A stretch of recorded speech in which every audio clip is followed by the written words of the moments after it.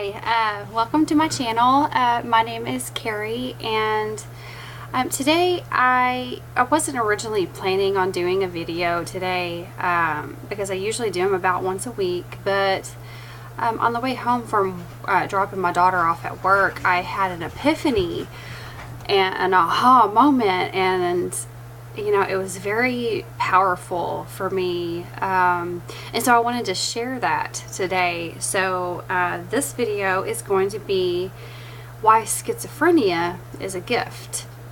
And I've seen some videos out there about people calling schizophrenia a gift, but I just wanted to give my perspective on why I believe it's a gift. Now, it does run in my family. I was diagnosed with schizophrenia 2 years ago, and one thing that comes to mind that I'd like to mention is my aunt. I do have an aunt.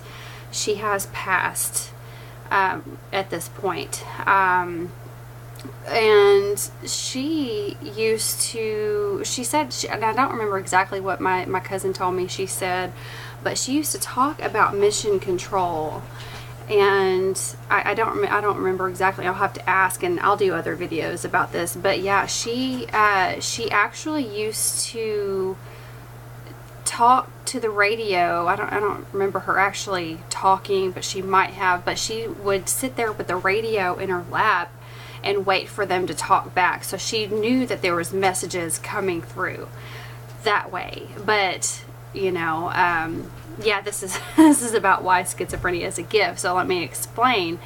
That probably wasn't really a gift to her, but it was at the same time, you know, because let me explain. It's just an overflow of spiritual information that isn't able to be processed. So back then, you know, and I'm lucky now, back then, they weren't really able to process that, you know, and they're still, you know, not really able to do that now, but because of the way that the medical profession views, I just had a lot of dogs come in,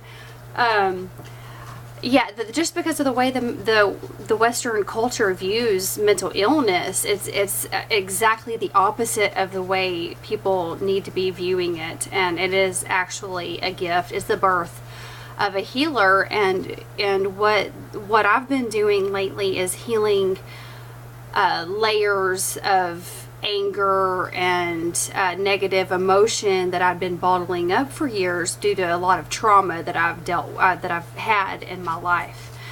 Yeah, so okay.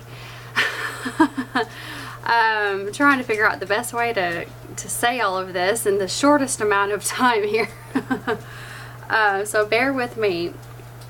I did use, and this is all information that I put in my About Me's. My About Me's do kind of seem like there's a lot of trauma over and over, trauma. You fast forward trauma, fast forward again, more trauma. Well, you know, that's just how it was because I had a lot to heal here. So I worked for a locksmith and safe technician training company for almost 5 years. And the comptroller of that company called me the education office whore, and it caused a lot of feelings of betrayal over the course of that 5 years, and nothing ever got done about it, and I ended up internalizing all of that, and I was actually seeing a therapist about it, and I was just distraught about that. But anyway, I was actually heard by this comptroller, overheard talking about filing a sexual harassment lawsuit, and so they were looking for a reason to fire me. I didn't make it too hard on them because I was an alcoholic. And I did get drunk and I'm going to explain this a little bit later too, but I got drunk on the job. We were at a convention, and yeah, so that happened, and I was suicidal. And I ended up after that, after we got back from Las Vegas, I left early one day. I got mad about something and I left early, and I got a text message later that day. They fired me over text message. So, and then I sent a text message to the comptroller, and I said, "I hope you're happy, bitch." Yeah, so, okay. Now I'm just going to briefly mention this. There are messages that come through, or like when you get synchronicities, there's a special meaning for CML for me, and I do see a license plates a lot. Like, I'll notice that they're right in front of me, and it's like blaringly obvious that it's meant for me. But one in particular says CML, and then some numbers that are really stand out to me. So CML, when I worked at that job, it stands for Certified Master Locksmith. So of course that's going to stand out to me. And I do have a lot of dreams about that job.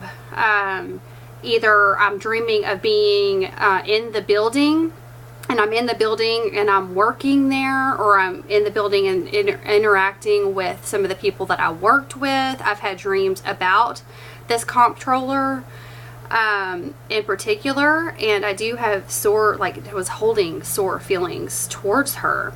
And I know that guides, your guides and your soul, God, or whatever you want to call it, does communicate with you through dreams. Okay, so and I'm getting to the point here, so just bear with me. This, if you want to know how schizophrenia is a gift, let me just tell you my journey here that I had today, or the epiphany that I had. It's been a long journey because I left that job in 2012, and then my life spiraled from there, and it's taken me this long to have that aha moment.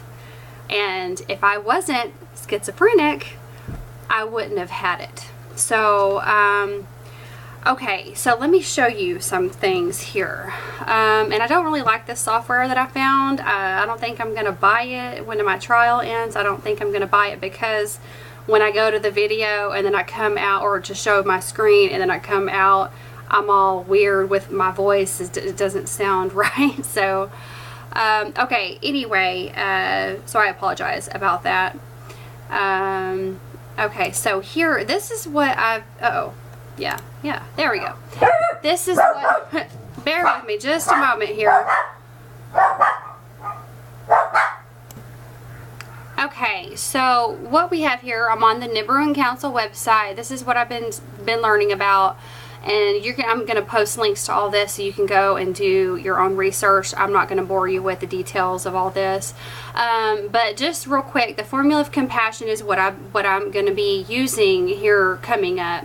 And it says, first and foremost, it is used for deep emotional clearing to permanently dissolve layers from your emotional blocks. The formula unlocks and reactivates the inner technology within your body. So we've got technology in our body.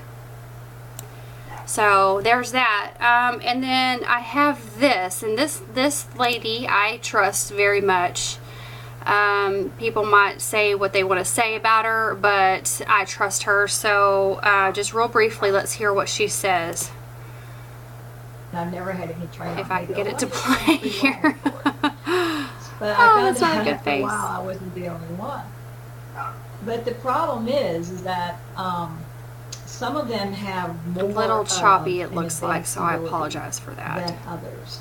So let me explain that using the analogy of an internet connection. Some starseeds, and this will depend on their mission and how much they need to be able to communicate to the other side.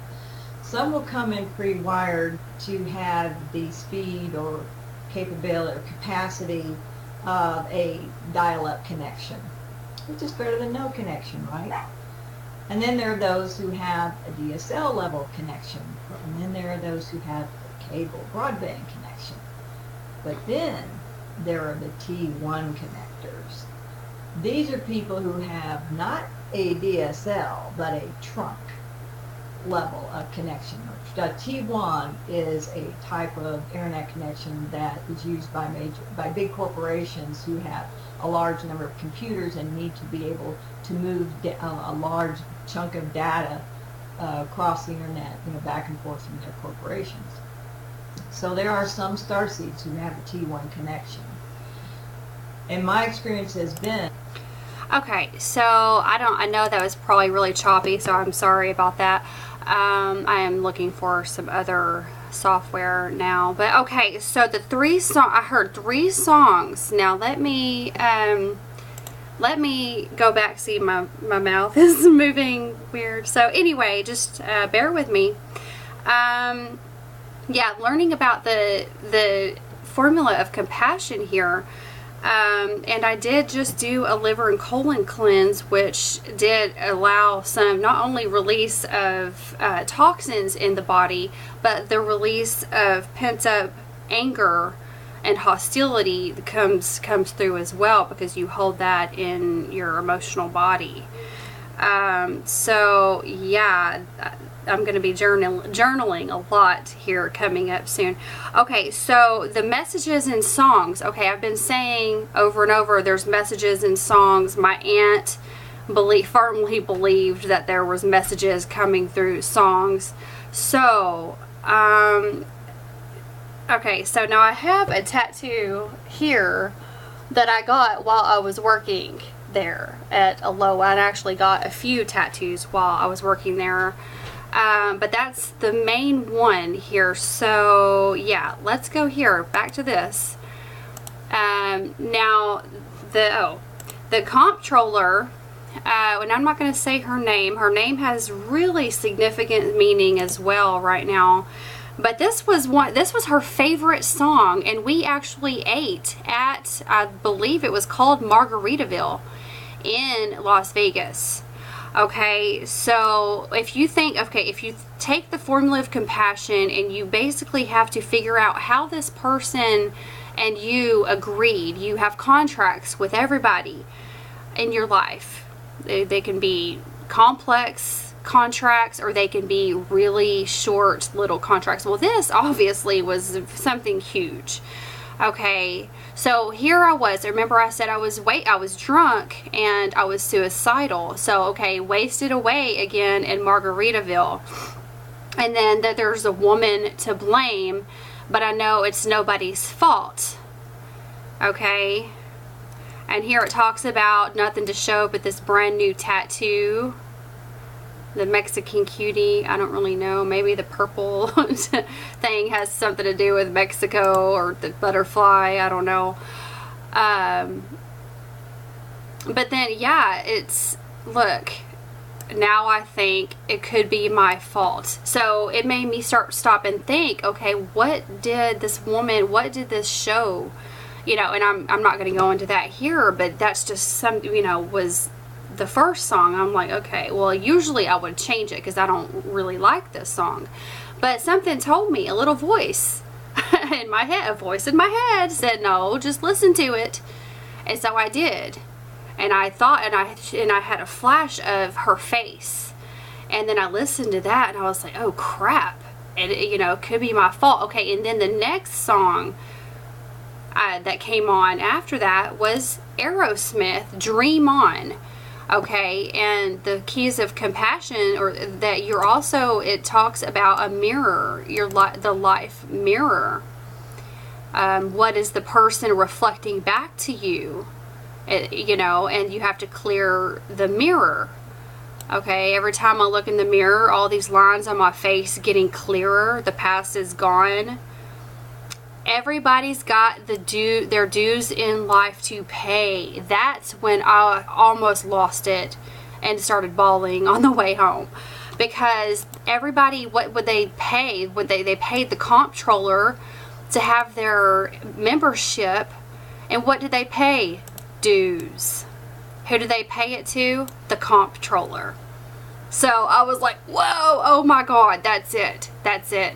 And then, it's everybody's sin. You've got to lose to know how to win.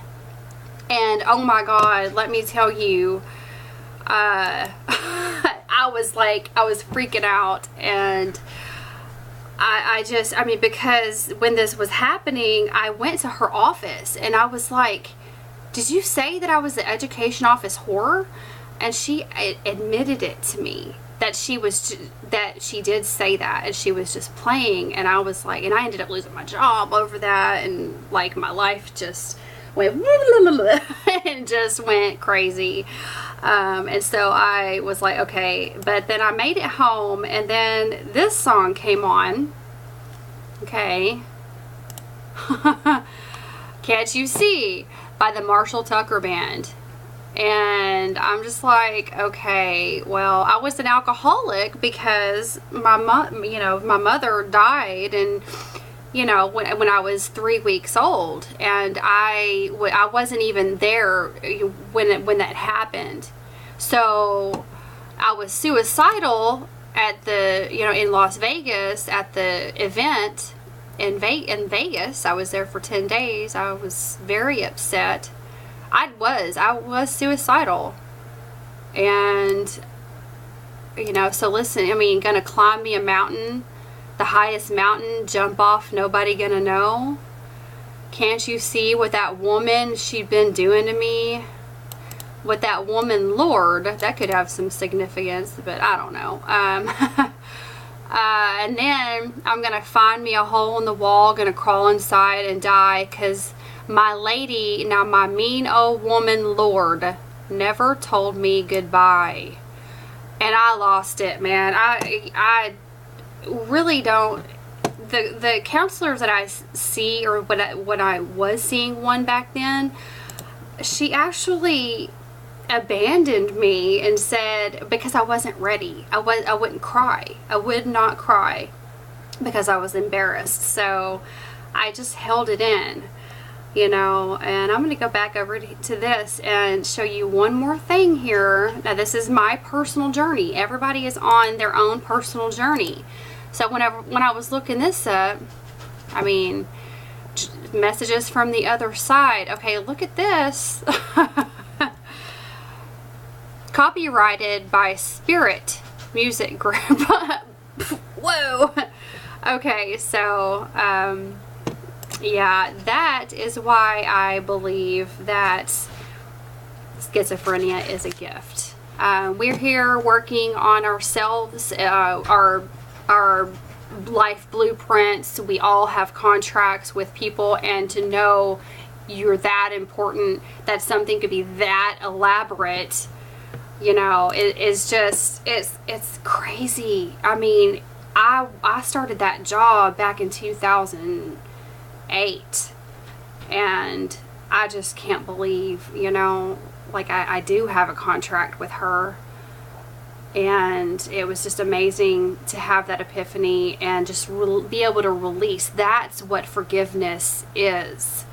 And it's not even, I don't even want to say forgiveness, because that points blame. Whenever you can obliterate the blame with that formula of compassion, I mean, there's nothing that can stand in your way. So anyway, that's all I'm going to say on that. This video got a little bit too long. I'm sorry about that, but thank you for watching. And if you have any comments, please feel free to leave them. And I hope y'all have a good day.